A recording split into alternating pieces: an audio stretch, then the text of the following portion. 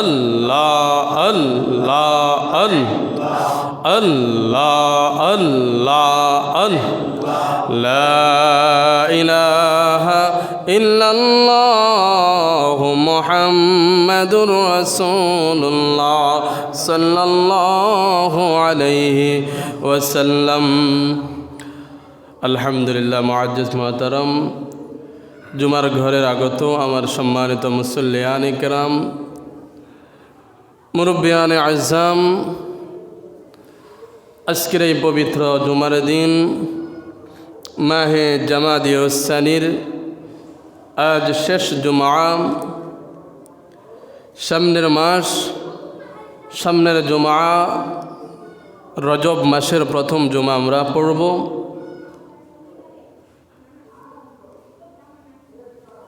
আল্লাহ রাব্বুল আলামিন আজকের এই জামাদিউস সানির শেষ জুমায় আমাদেরকে জুমার নামাজ আদায়ের জন্য মসজিদে আসার, বসার, দরুদ সালাম, জিকির আজকার করার সুযোগ করে দিয়েছেন। উচ্চ আওয়াজে বলি আলহামদুলিল্লাহ।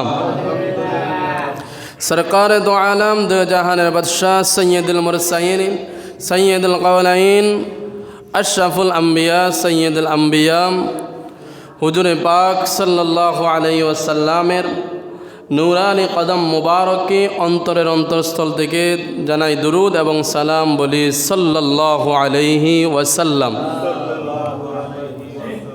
সম্মানিত হাজিরিন, প্রিয় আল্লাহ রাব্বুল আলামিনের দরবারে আরও শুকরিয়া আদায় করি যে আল্লাহ রাব্বুল আলামিন গত একটা জুমা পার করে এই জুমা পর্যন্ত আমাদেরকে হায়াত দিয়েছেন। গত একটি মাস পার করে আরেকটি মাস পর্যন্ত হায়াত দিয়েছেন। এমনকি গত একটি রমজান থেকে এই রমজান পর্যন্ত প্রায় এই পর্যন্ত আল্লাহ আমাদেরকে হায়াত দিয়েছেন। আল্লাহর নবী আমাদেরকে দোয়া শিখিয়ে দিয়েছেন আমরা যেন রজব মাস আসলেই দোয়া করি, আল্লাহুম্মা বারিক লানা ফি রজবা ওয়া শাবান ওয়া বাল্লিগনা রমাদান। এ পর্যন্ত আল্লাহ হায়াত দিয়েছে, আমরা যেন আল্লাহর কাছে দোয়া করি আল্লাহ যেন আমাদেরকে এই রমজান পর্যন্ত বরকতপূর্ণভাবে আমাদেরকেও হায়াত দান করে, আমিন। এবং ইংরেজির দিক থেকেও হিসেব করলেন আমাদের জীবন থেকে আরেকটি বছর চলে যায়, নতুন আরেকটি বছরের আগমন ঘটছে। আল্লাহ যেন আমাদের এই জীবনের গত বছর, গত জীবনের ছোট বড় সকল গুনাহগুলোকে মাফ করে দিয়ে সামনের বছরটা যেন আমাদেরকে আল্লাহ রাব্বুল আলামিন পরিপূর্ণ নিট অ্যান্ড ক্লিন করে আমরা জীবনটাকে অতিবাহিত করতে পারি, আল্লাহ যেন কবুল করে, জোরে বলেন আমিন। সম্মানিত প্রিয় হাজিরিন,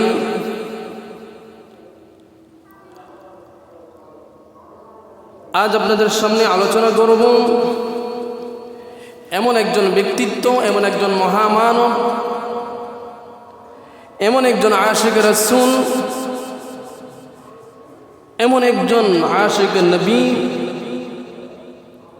এমন একজন সঙ্গী, এমন একজন সাহাবী,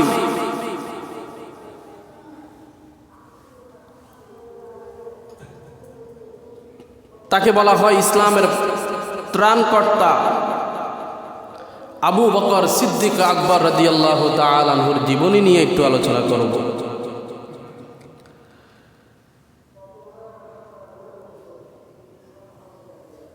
খলিফাতুল মুরসালিন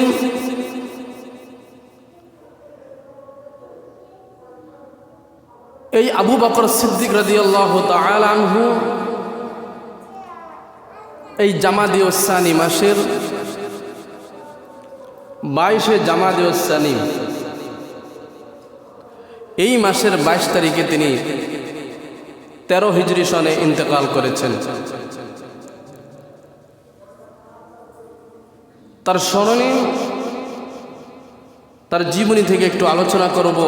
তিনি কেমন আশিক রাসূল ছিলেন, কিভাবে আল্লাহ রসুল সাল্লাল্লাহু আলাইহি ওয়াসাল্লাম তাকে সর্বশ্রেষ্ঠ সাহাবী হিসাবে, সঙ্গী হিসাবে, বন্ধু হিসাবে গ্রহণ করেছেন, কেমন ভালোবাসা ছিল তাদের মধ্যে।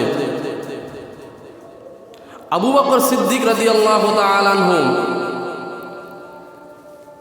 তিনি হলেন রসুল যাদেরকে দুনিয়ার মধ্যে 10 জন সাহাবীকে জান্নাতের সার্টিফিকেট দিয়েছেন, ইনি হলেন সর্বপ্রথম। সুবহানাল্লাহ বলেন, আরো জোরে বলেন সুবহানাল্লাহ। ইনি হলেন আবু বকর।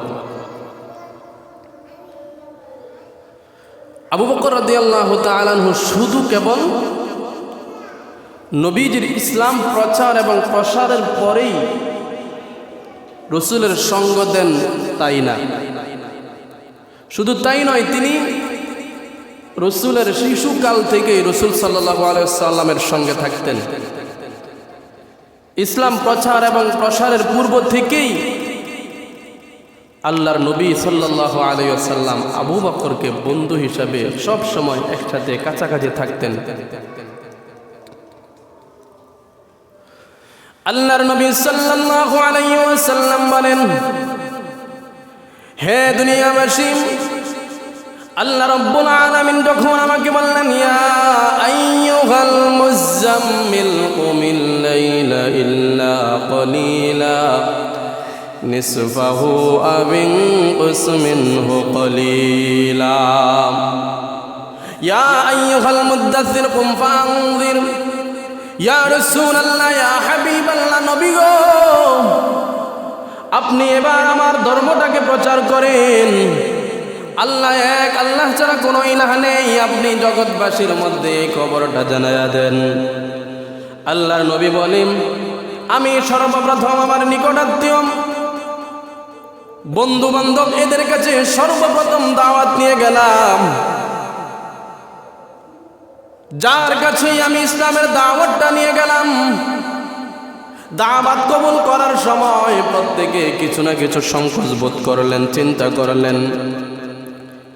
শুধু আবু বকরই একমাত্র ব্যক্তি, যখন আমি আমার বন্ধু আবু বকরের কাছে গিয়ে বললাম, আবু বকর, তোমরা যে ধর্ম পালন করো এই ধর্ম না, এই ধর্ম কিন্তু আল্লাহর পছন্দ না।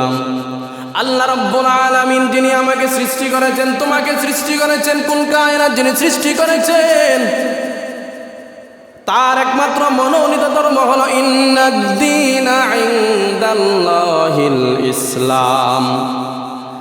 তার মনোনীত জীবন ব্যবস্থা হলো ইসলাম। তুমি ধর্ম গ্রহণ করো, আগের ধর্ম থেকে ফিরে আসো। রাসূল সাল্লাল্লাহু আলাইহি ওয়াসাল্লাম বলেন, যত মানুষকে আমি দাওয়াত দিলাম প্রত্যেকে কিছু না কিছু চিন্তা ভাবনা করলো, একমাত্র কোন রকম চিন্তা ছাড়াই দাওয়াত দেওয়া মাত্র আমার হাতের মধ্যে হাত রাইখা আবু বকর কালেমা পড়ে মুসলমান হয়ে যায়। জোরে বলেন সুবহানাল্লাহ। এই জন্য বলা হয়, প্রাপ্তবয়স্কদের মধ্যে সর্বপ্রথম যিনি ইসলাম গ্রহণ করেছেন তিনি হলেন আবু বকর। মহিলাদের মধ্যে যিনি সর্বপ্রথম ইসলাম গ্রহণ করেছেন তিনি হলেন খাদিজাতুল কুবরা।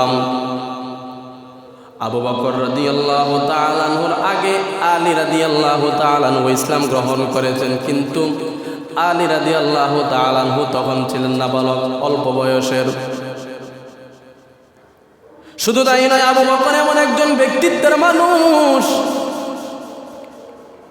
ইসলাম গ্রহণ করার পূর্বে অনেক সাহাবীও বিভিন্ন ধরনের অন্যায় কাজে লিপ্ত ছিল। অনেকে শরাব পান করেছেন, মদ পান করেছেন ইসলাম গ্রহণ করার পূর্বে।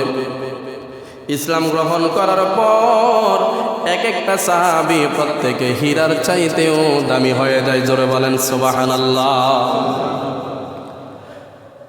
ইতিহাস প্রমাণ করে আবু বকর রাদিয়াল্লাহু তাআলা আনহু এমন একজন ব্যক্তিত্বের মানুষ ছিলেন। এই আবু বকর ইসলাম গ্রহণ করার পূর্বে কোনদিন শরাব পান করেন নাই। তার জীবনের মধ্যে ইসলাম গ্রহণের পরের তো কোনো প্রশ্নই আসে না ইসলাম গ্রহণের পূর্বেও তার জীবনে কলঙ্কের কোনো দাগ নাই, কোনো অন্যায় অপরাধমূলক কাজের সাথে তিনি জড়িত ছিলেন না। অত্যন্ত ব্যক্তিত্ববান, ন্যায়বান, নীতিবান একজন ব্যবসায়ী, একজন দায়িত্বশীল মানুষ ছিলেন আবু বকর। বিভিন্ন কাজে রাসূলকে পরামর্শ দিতেন। ছোটকাল থেকে রাসূল সাল্লাল্লাহু আলাইহি ওয়াসাল্লাম সহ একসাথে চলাফেরা করতেন। রাসূলের যুবক বয়সের সাথী, রাসূলের ওফাতের পূর্ব পর্যন্ত আবু বকর রাদিয়াল্লাহু তাআলা আনহু সাথী। শুধু তাই নয়, রাসূলের ইন্তেকালের পর আল্লাহর নবী সাল্লাল্লাহু আলাইহি ওয়াসাল্লাম যেই জায়গার মধ্যে শুয়েছেন, আবু বকরকে আমার আল্লাহ নবীর সঙ্গে এমন ভাবে কবুল করেছেন, কিয়ামত পর্যন্ত আল্লাহর নবীর পাশে আবু বকর জান্নাতের মধ্যে ঘুমায়। জোরে বলেন সুবহানাল্লাহ। শিশুকালের সাথী, যৌবনের সাথী, শেষ বয়স পর্যন্ত দুনিয়ার প্রত্যেকটা সময়ের সাথী, হিজরতের সাথী, সকল কিছুর সাথী, এমনকি কবরের মধ্যেও আল্লাহর নবীর সাথেই আবু বকর শোয়া। সুবহানাল্লাহ। আল্লাহর নবী সাল্লাল্লাহু আলাইহি ওয়াসাল্লাম এই আবু বকর রাদিয়াল্লাহু তাআলা আনহু সম্পর্কে তিরমিজি শরীফের হাদিসের মধ্যে বলেন, আন আব্দুল্লাহ রাদিয়াল্লাহু তাআলা আনহু, আব্দুল্লাহ রাদিয়াল্লাহু তাআলা আনহু বর্ণনা করেন, ইব্রাইলা কুল্লিম খলিলিম মিন খিল্লাম। আল্লাহর নবী সাল্লাল্লাহু আলাইহি ওয়াসাল্লাম বলে, আমি যদি কাউকে খুল্লা বা খিল্লা হিসাবে গ্রহণ করতাম, খিল্লা মানে হলো অন্তরঙ্গ বন্ধু। অন্তরঙ্গ বন্ধু কেমন? এমন বন্ধু যেই বন্ধুর সকল কিছু অন্তরের মধ্যে ভালোভাবে পরিপূর্ণভাবে গেঁথে যায়। শয়নে স্বপনে বন্ধুর কথা চিন্তাম, অর্থাৎ এই কলবটা পরিপূর্ণভাবে তার বন্ধুর প্রেমে গ্রাস করে আছে, এটাকে বলা হয় অন্তরঙ্গ বন্ধু। তার বন্ধু ছাড়া সে কোনো কিছুই ভাবে না, নাওয়া নাই, খাওয়া নাই, ঘুম অবস্থায়, শয়নে স্বপনে, সর্ব অবস্থায় বন্ধুর কথা চিন্তা করে, কলবের মধ্যে জায়গা দিয়েছে। এমন বন্ধুকে বলা হয় অন্তরঙ্গ বন্ধু, আরবিতে বলা হয় খিল্লা। আল্লাহর নবী বলেন, আমি যদি এইরকম কোন বন্ধু গ্রহণ করতাম এই দুনিয়ার মধ্যে অন্তরঙ্গ বন্ধু হিসাবে, এই দুনিয়ার মধ্যে সবাই আমার আপন, প্রত্যেকটা সাহাবী আমার কলিজার টুকরা, প্রত্যেকটা উম্মত আমার কলিজার টুকরা। আমার মা ছিল, আমার বাবা ছিল, আমার দাদা ছিল, দাদি ছিল, আত্মীয় স্বজন ছিল, প্রত্যেকেই আমার আপন। কিন্তু খুল্লা এমন আপন কেউ না, এমন আপন একমাত্র আমার আল্লাহ। জোরে বলেন সুবহানাল্লাহ। কারণ প্রত্যেকটা মানুষের অন্তরে সবচেয়ে ভালোবাসা বেশি থাকার কথা কার? জোরে বলেন কার? সবচেয়ে বেশি ভালোবাসা আল্লাহর, তারপর রাসূলের, তারপরে দুনিয়াবি আত্মীয় স্বজনের, পিতা মাতার। রাসূল বলেন, আমার অন্তরে সবচেয়ে বেশি ভালোবাসা হলো আমার আল্লাহর। এই দুনিয়ার মধ্যে আমার ওই রকম কোনো অন্তরঙ্গ বন্ধু নাই। সবাই আমার খলিল, সবাই আমার বন্ধু, কিন্তু অন্তরঙ্গ বন্ধু নাই। তবে আল্লাহর নবী বলেন, ওয়ালাউ কুনতু মুত্তাখিযান খলিলান, আমাকে যদি ওই রকম বন্ধু গ্রহণ করার সুযোগ দেওয়া হতো, লাত্তাখাযতু ইবনু আবি কুহাফা খলিল, আমি আমার আবু বকরকে আমার কলিজার টুকরা ওই রকম অন্তরঙ্গ বন্ধু বানাইতাম। জোরে বলেন সুবহানাল্লাহ। আল্লাহর নবী, কারণ ওয়া ইন্না সাহিবুকুম খলিলুল্লাহ, একজন নবীর সার্টিফিকেট আছেন হযরত ইব্রাহিম, তিনি হলেন আল্লাহর খলিল। আল্লাহ তাকে খলিলুল্লাহ উপাধি দিয়েছে। আর আল্লাহর নবী হযরত আবু বকরকে আল্লাহর খলিল বলেছে। সুবহানাল্লাহ। এ মুসলমান, তাবুকের যুদ্ধে কেন আল্লাহর নবী সাল্লাল্লাহু আলাইহি ওয়াসাল্লাম আবু বকরকে এত ভালোবাসেন? আমরাও তো আল্লাহর নবীকে ভালোবাসি, ভালোবাসি কিনা? জোরে বলেন না, ভালোবাসি কিনা? পৃথিবীর মধ্যে এমন কোনো মুসলমান নাই যেই মানুষ বলবে আমি রাসূলকে ভালোবাসি না। যদি বলে আমি নবীকে ভালোবাসি না, বিনা দলিলে সে মুসলমান না। কারণ রাসূলকে ভালোবাসতে হবে, অনুসরণ করতে হবে, অনুকরণ করতে হবে। আমরা প্রত্যেকে রাসূলকে ভালোবাসি, আমরা নিজেদেরকে আশিক নবী, আশিক রাসূল দাবি করি। একটু তাদের সঙ্গে আমাদের আশিকের, আমাদের ইশক, আমাদের মোহাব্বতটা মিলাই, এরপরে দেখেন আমাদের মোহাব্বতটা তাদের মোহাব্বতের সঙ্গে টিকে কিনা। আবু বকর রাদিয়াল্লাহু তাআলা তার জীবনের মধ্যে পাওয়া যায় আল্লাহর নবী সাল্লাল্লাহু আলাইহি ওয়াসাল্লাম তাবুক যুদ্ধের মধ্যে যাওয়ার পূর্বে সাহাবীদেরকে বললেন, ও আমার সাহাবীরে, তাবুক যুদ্ধের মধ্যে যাব, খরচ আছে, তোমাদের কার কি আছে আমার এই থলিটার মধ্যে দাও। ইতিহাসের মধ্যে আসছে আল্লাহর নবী একটা রুমাল বা চাদর বিছিয়ে দিলেন, তোমাদের যা যা আছে, যার যা কিছু আছে, তোমরা আমার এই চাদরের মধ্যে দান করো। রে মুসলমান, আমরাও তো আমার নবীর উম্মত। আজ থেকে 1400 বছর আগে আমার নবীকে হারিয়েছি। নবীর মায়ায় পড়ে কত রাত, কত মানুষ, কত আশিকরা রাত জেগে থাকে রাসূলের ভালোবাসায়। ও মুসলমান, আমাদের ভালোবাসা আল্লাহর নবীর সঙ্গে টিকে, আল্লাহর নবীর সাহাবীদের সঙ্গে টিকে কিনা একটু দেখেন। আল্লাহর নবী বলেন, আমি আমার সামনে চাদরখানা বিছিয়ে দিলাম, এই চাদরের মধ্যে প্রত্যেকটা সাহাবী যে যতটুকু পারলো এই চাদরের মধ্যে দান করলো, প্রত্যেকে দান করলো। আমি জিজ্ঞেস করলাম, ও আলী, তুমি কি দান করেছো? আমি আলীকে জিজ্ঞাসা করলাম, আলী তুমি কি দান করেছো? আলী আমাকে জবাব দিল, আমি এই দান করেছি।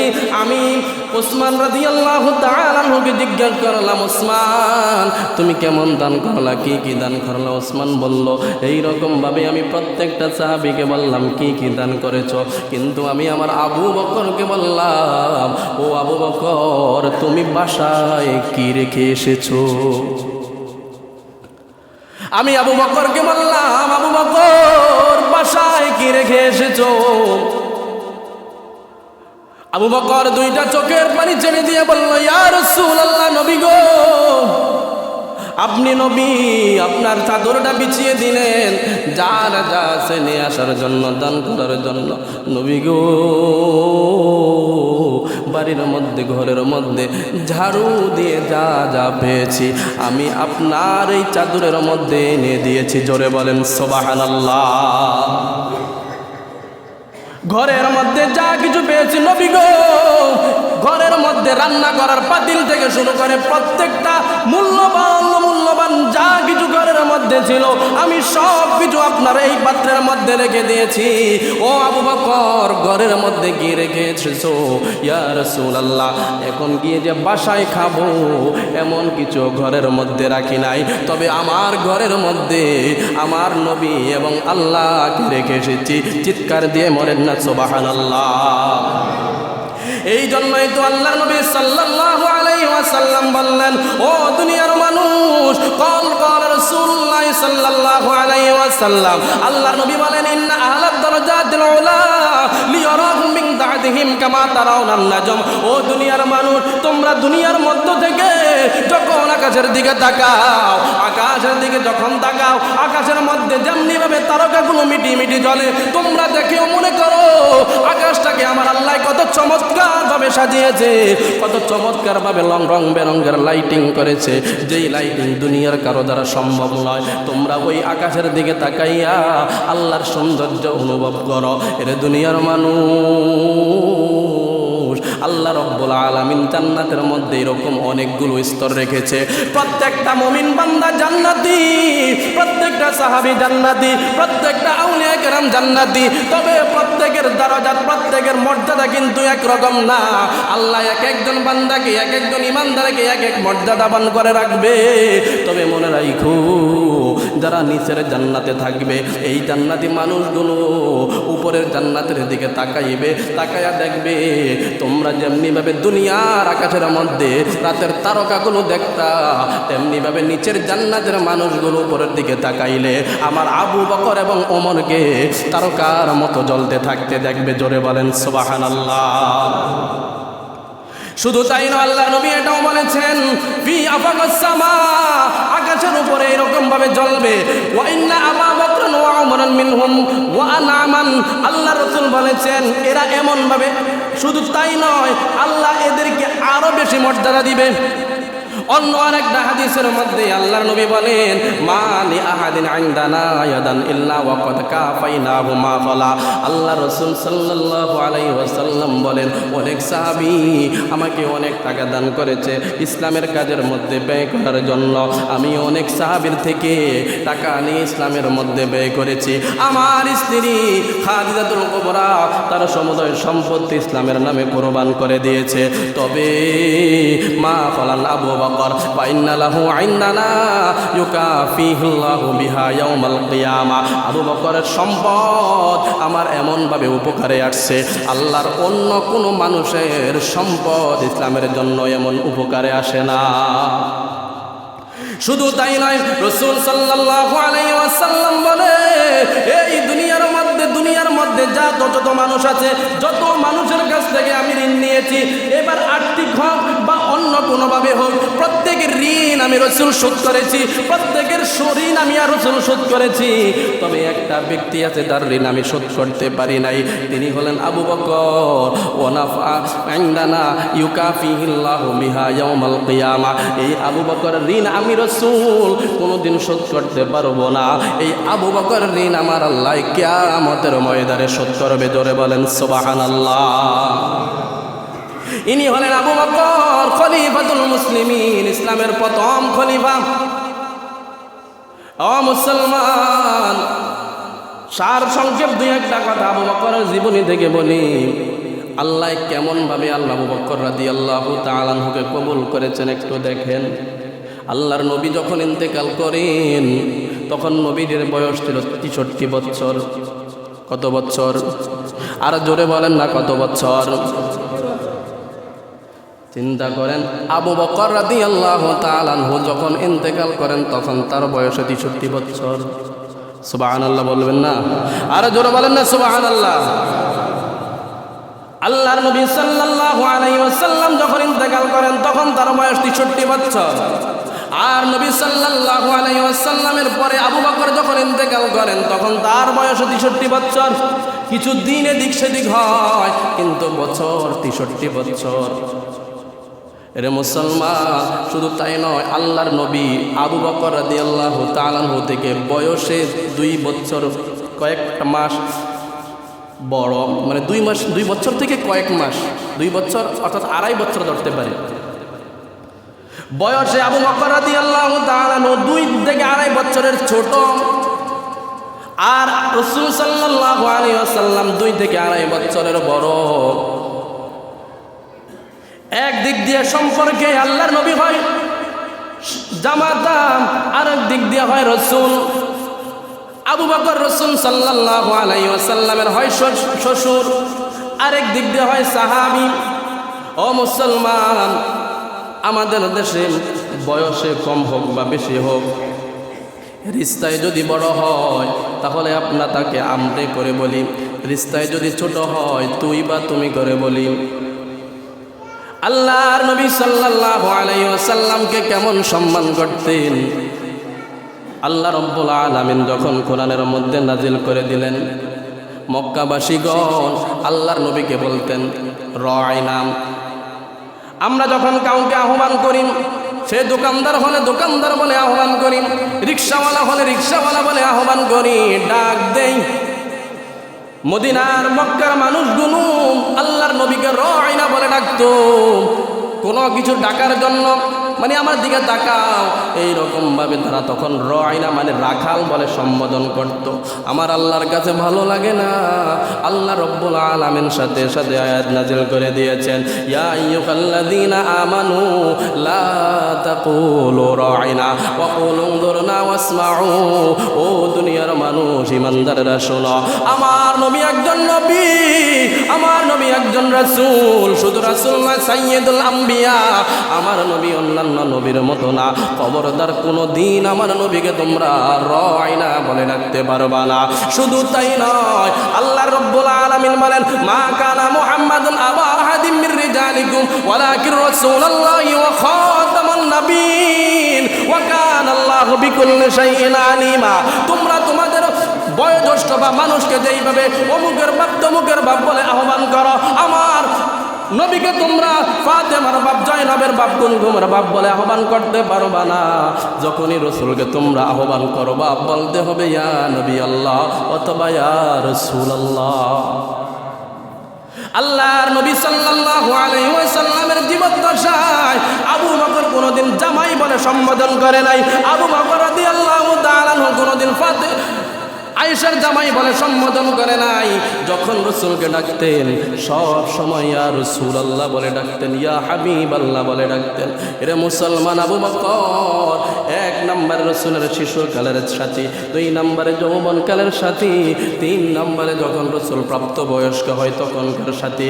আল্লাহর নবী সাল্লাল্লাহু আলাইহি ওয়াসাল্লাম ইসলামের দাওয়াত দেওয়ার শুরুর থেকে আবু বকর ইসলাম গ্রহণ করে, আর প্রত্যেকটা যুদ্ধে আবু বকর রাদিয়াল্লাহু তাআলা আনহু সশরীরে অংশগ্রহণ করে। হিজরতের রাতের ভয়ানক রাত্রিতে আল্লাহ নবী সাল্লাল্লাহু আলাইহি ওয়াসাল্লাম আবু বকরকে সঙ্গে নিয়ে হিজরত করেন। এই হিজরতের বর্ণনা দিনে আশিক রাসূলগণের অন্তর ফেটে যায় কান্নায়। আল্লাহর নবী কত বিরহ বেদনা নিয়ে মক্কা ত্যাগ করে মদিনার মধ্যে চলে যায়। বলতেছি না রাসূল সাল্লাল্লাহু আলাইহি ওয়াসাল্লাম কেমন ভালোবাসতেন আবু বকরকে। আল্লাহর নবী ইন্তেকালের কয়েকদিন পূর্বে আয়েশা সিদ্দিকা রাদিয়াল্লাহু তাআলা আনহা বর্ণনা করেন, আল্লাহর নবী আমার ঘরের মধ্যে আসলেন। আমার ঘরে আসার পর 2 দিন 3 দিন অতিবাহিত হওয়ার পর আল্লাহর নবী অসুস্থ হয়। কোনো রকম নামাজ পড়ায়, কিন্তু বুধবার এশার সময় আল্লাহর নবী এমন অসুস্থ হয়, অজু করে, অজু করার পর বসা থেকে আবার পড়ে যায়, বেহুশ হয়ে যায়। আবার হুঁশ আসলে আবার নামাজের জন্য অজু করে, আবার অজ্ঞান হয়ে যায়, আবার নামাজের জন্য অজু করে, আবার অজ্ঞান হয়ে যায়। এই রকম ভাবে 3 বার অজু করেছে, আবার 3 বার অজ্ঞান হয়ে গেছে। আবু বকর রাদিয়াল্লাহু তাআলা আনহু সহ সমস্ত সাহাবী ইশার নামাজ আদায়ের জন্য মসজিদ নববীর মধ্যে অবস্থান করে। বেলাল মুসল্লার মধ্যে দাঁড়িয়ে আছে। কখন নবী মিম্বার থেকে, কখন নবী হুজরা মুবারক থেকে নামাজের জায়গায় আসবে, আর বিলাল রাদিয়াল্লাহু তাআলা আনহু ইকামত দিবে, নামাজের জন্য দাঁড়াবে, কিন্তু নবী আসতেছে না। হঠাৎ করে আয়েশা সিদ্দিকা রাদিয়াল্লাহু তাআলা আনহাকে বলল, ও আয়েশা, আমার সাহাবীরা ইশার নামাজ আদায় করেছে কিনা? ইয়া রাসূলুল্লাহ, নবী গো, আপনার সাহাবীরা কেউ ইশার নামাজ আদায় করে নাই, প্রত্যেকে আপনার জন্য অপেক্ষমান। গভীর রাত হয়ে যায়, এখনো নবী হুজরা মুবারক থেকে আসে নাই। সাহাবীরা এই সাহস করে নাই, নবীকে কেন দেরি করতেছে, ঘর থেকে ডেকে আনবো, এই সাহস সাহাবীরা করে নাই। প্রত্যেকে অপেক্ষমান, কখন নবী আসবে আর নামাজের মধ্যে দাঁড়াবে, আমরা নামাজ আদায় করব। আয়েশা সিদ্দিকা বললেন, ইয়া রাসূলুল্লাহ, আপনার সাহাবীরা অপেক্ষমান, এখনো এশার নামাজ আদায় করেন নাই। আয়েশা বললেন, এরপরে আল্লাহর নবী আমাকে আদেশ দিলেন, আয়েশা, তোমার বাবা আবু বকরকে বলো নামাজের ইমামতি করার জন্য। রাসূলের জীবদ্দশায় রাসূল এখনো জীবিত। আয়েশা সিদ্দিকাকে বলল, আয়েশা রে, তোমার বাবা আবু বকরকে বলো নামাজের ইমামতি করার জন্য। আয়েশা বলল, নবী গো, আমার বাবা কেমন মানুষ আপনি জানেন, অত্যন্ত কোমল হৃদয়ের মানুষ। যখন আমার বাবা কোরআন তেলাওয়াত করে তার চোখ বেয়ে বেয়ে পানি পড়ে। কোরআনের মধ্যে জান্নাতের আয়াত আছে, জাহান্নামের আয়াতও আছে, আর আল্লাহ তাদেরকে এমন শক্তি দিয়েছে, আমরা তো কোরআন পড়ি হয়তো বাংলা অর্থটা বুঝি, আল্লাহ তাদেরকে এমন পাওয়ার, এমন শক্তি দিয়েছে, তারা যখন কোরআন তেলাওয়াত করতেন কোরআনের নির্যাত পর্যন্ত তাদের বুঝে আসতো। সুবহানাল্লাহ।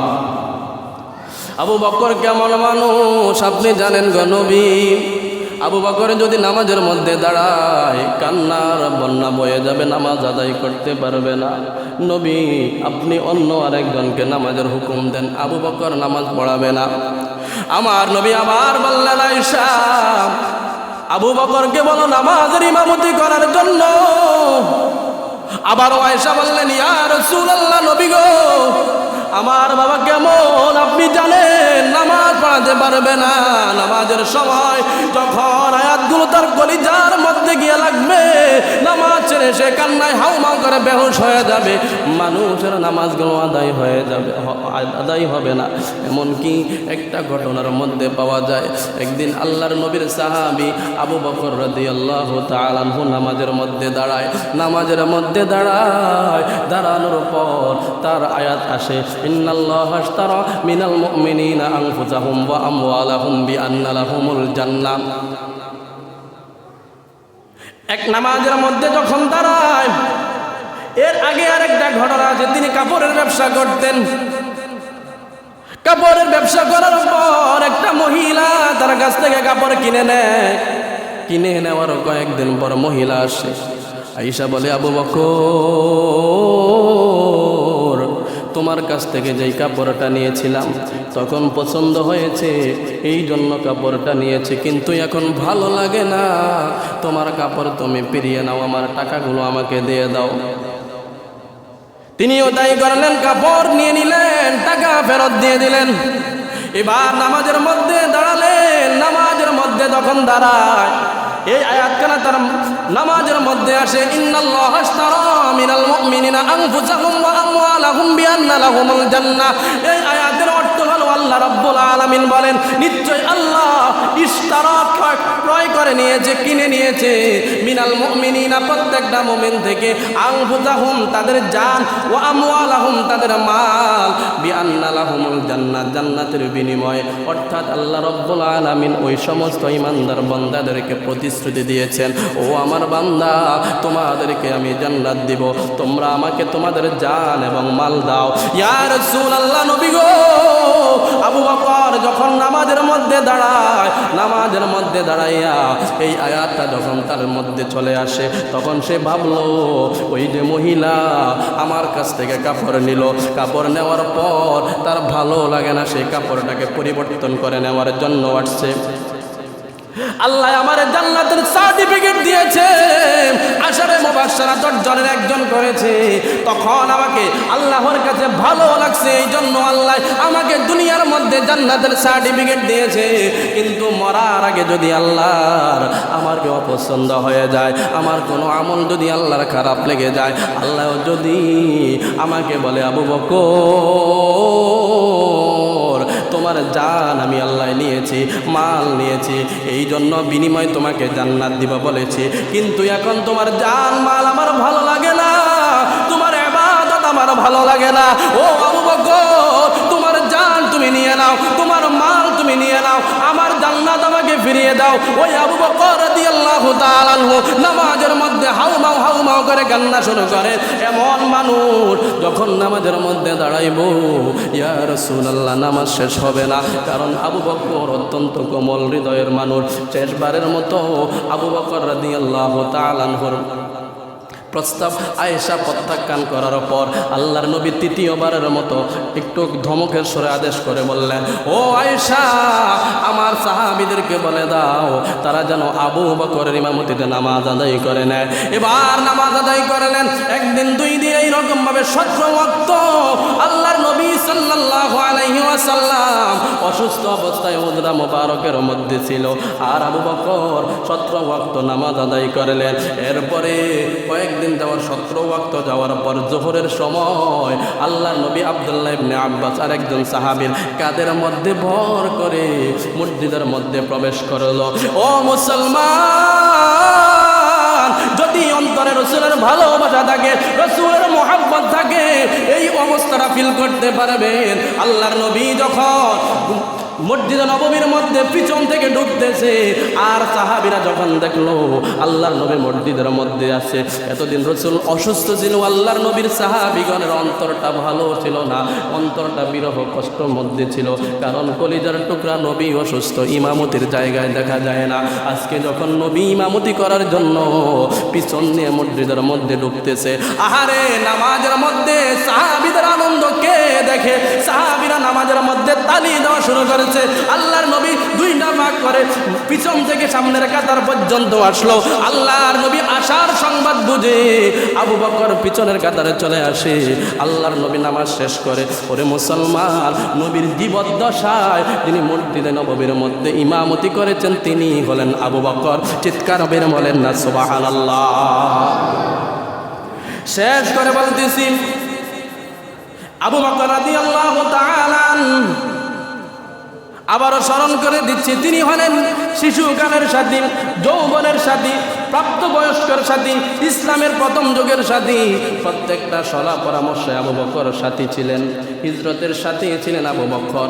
এইবার আবু বকর যখন ইন্তেকাল করবে অসুস্থ, তিনি আর পরিপূর্ণ সুস্থ হয় না। আবু বকর বুঝতে গেলেন আমার মনে হয় মৃত্যু আসন্ন, আমি আর বাঁচব না।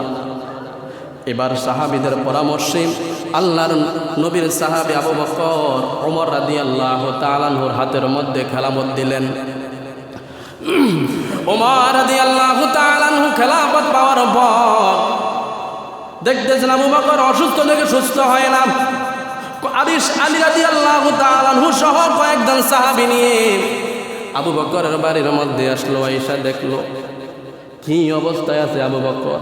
আয়েশা দেখলো আবু বকর শোয়া অবস্থায়, বসার কোনো শক্তি নাই, কথা বললে একটা কথা বললে আর একটা বলতে পারে না, এমন একটা অবস্থা, অসুস্থ থেকে সুস্থ হওয়ার কোনো উপায় নাই। ওমর রাদিয়াল্লাহু তাআলা আনহু বিভিন্ন কথাবার্তা বললেন। এক পর্যায়ে বললেন, ও খলিফাতুল মুসলিমিন আবু বকর, আপনার কাছে একটা প্রশ্ন, কত কথা আপনাকে জিজ্ঞাসা করলাম, আপনি যদি ইন্তেকাল করেন আপনার দাপন কোথায় হবে বলে যান। আবু বকর থমকে গেলেন, চুপ করে রইলেন। এরপরে আবু বকর জবাব দিলেন, ও আলিম, আমি যখন মারা যাব, আমার মারা যাওয়ার পর আমার গোসল দিবা তুমি তোমার নিজ হাতে। আবু বকর রাদিয়াল্লাহু তাআলা আনহুর এই প্রস্তাবে আলী রাদিয়াল্লাহু তাআলা আনহু প্রশ্ন করলেন, খলিফাতুল মুসলিমিন আবু বকর, আপনার কলিজার টুকরা আব্দুর রহমান তো একজন সাহাবী, জগৎ বিখ্যাত একজন মুহাদ্দিস, তাকে বাদ দিয়ে আমাকে আপনি ওসিয়ত কেন করলেন? বলে, আলী,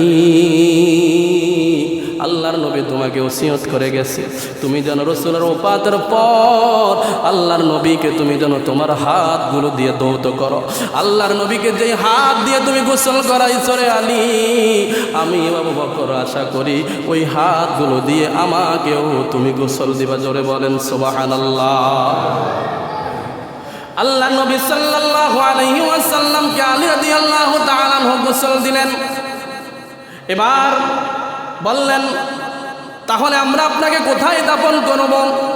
আবু বকর রাদিয়াল্লাহু তাআলা আনহু কিছুক্ষণ চুপ থাকার পর তাফসীরে কাবীরের মধ্যে ইন্না আসহাবাল কাফি ওয়ার রাকিমি কানু মিন আয়াতিনা আজাবা, এই আয়াতের তাফসীরের মধ্যে ইমাম ফখরুদ্দিন রাজি এই ঘটনা উল্লেখ করেন। আবু বকর যখন প্রশ্ন করা হলো, ও আবু বকর, ইন্তেকালের পরে তোমাকে কোথায় দাফন করব? বলে, আল্লাহর নবীর সব সময় আমি কাছে ছিলাম, পাশে ছিলাম। তোমাদেরকে একটা অনুরোধ করি, একটা ওসিয়ত করি, আমি আবু বকর যখন ইন্তেকাল করব, আমার জন্য প্রথমে কোনো কবর খুঁড়বা না, গোসল দিবা, গোসল দেওয়ার পর নামাজ আদায় করবা, নামাজ আদায় করার পর তোমরা প্রত্যেক সাহাবী আমার দেহখানা নিয়ে আমার নবীর রওজা মুবারকের সামনে চলে যাইবা। আমার নবীর রওজা মুবারকের সামনে যাওয়ার পর আবু বকরের এই দেহখানা রাসূলের রওজা মুবারকের সামনে নিয়ে যাইবা। আর তখন তোমরা ডাক দিয়ে রাসূলকে সালাম দিয়ে বলবা, আসসালামু আলাইকা ইয়া রাসূলুল্লাহ। নবী গো, আবু বকর আপনার হিজরতের সাথী, আবু বকর আপনার গারে সওরের সাথী, আবু বকর আপনার মক্কা জীবনের সাথী, মক্কা জীবনের সাথী, ইসলামের পূর্ব জীবনের সাথী, ইসলামের পরের জীবনের সাথী, মদিনার সাথী। আবু বকর আপনার সামনে হাজির, ইয়া রাসূলুল্লাহ। আবু বকর গোলাম আপনার সামনে হাজির। নবী গো, আবু বকরকে আপনি গ্রহণ করেন। ও আমার সাহাবী বন্ধুরে, আল্লাহর নবীর দরজা মুবারক থেকে এই দরজাটা যদি খুলে যায়, নিজে নিজে যদি খুলে যায়, এরপরে নবীর রওজা মুবারক থেকে যদি আমি গোলামকে কবুল করে নেই, তখন তোমরা আমার আমার কবর খাট। ও আমার সাহাবী বন্ধুরে, আমার নবী যদি রওজা থেকে আওয়াজ দেয় আমার গোলামকে আমি কবুল করে নিয়েছি, তখন এই আবু বকরের দেহখানা নবীদের পা মোবারকের কাছে রেখে দিবা। নবীদের পা মোবারক যেই জায়গার মধ্যে আছে, ওই জায়গার মধ্যে আমি গোলামের জন্য একখানা কবর করবা। আমি গোলাম সারা জীবন আমার নবীর কদম তলে থাকতে চাই। আরো জোরে বলেন না সুবহানাল্লাহ। ও মুসলমান, বানায়া বলতেছি না, তাফসীরে কাবীরের মধ্যে এই আয়াতের তাফসীরের মধ্যে আসছে আল্লাহর নবীর এই সাহাবী, কলেজার টুকরা সাহাবী, ইন্তেকালের পর এরপর তার গোসল করা হলো, জানাজা দেওয়া হলো, এরপর আল্লাহর নবীর সাহাবীর দেহখানা রাসূলের রওজা মুবারকের সামনে রাখা হলো। একজন সাহাবী ডাক দিয়া বলল, ইয়া রাসূলুল্লাহ, ইয়া হাবিবাল্লাহ, নবী গো, আপনার কলেজার টুকরা সাহাবী আবু বকর হাজির, হিজরতের সঙ্গী আবু বকর হাজির, আপনার গোলামকে আপনি কবুল করে নেন। আল্লাহর নবী সাল্লাল্লাহু আলাইহি ওয়াসাল্লামকে উদ্দেশ্য করে এই কথা বলার সঙ্গে সঙ্গে কবর থেকে রওজা মুবারক থেকে আওয়াজ আসলো, আমার হিজরতের সঙ্গী কলিজার টুকরা আবু বকরকে আমার সাথে দাফন করে দাও। জোরে বলেন সুবহানাল্লাহ। আরো জোরে বলেন না সুবহানাল্লাহ। আল্লাহর নবী এমন ভাবে আমার আল্লাহ আবু বকরকে কবুল করেছে, কিয়ামত পর্যন্ত দুনিয়া এবং আখিরাতে সর্ব অবস্থায় আল্লাহর নবীর সঙ্গে আবু বকরকে আল্লাহ কবুল করেছে। সুবহানাল্লাহ। নবীর রওজার পাশে রে আবু বকর আছে রে, আই রে নবীর রওজার পাশে রে আবু বকর আছে রে, থাকবেন সে থায় নবীর খেদমতে। ও মদিনার মাটি রে, তুই যে বড় খাঁটি রে, ও মদিনার মাটি রে, তুই যে বড় খাঁটি রে, আমার নবীজির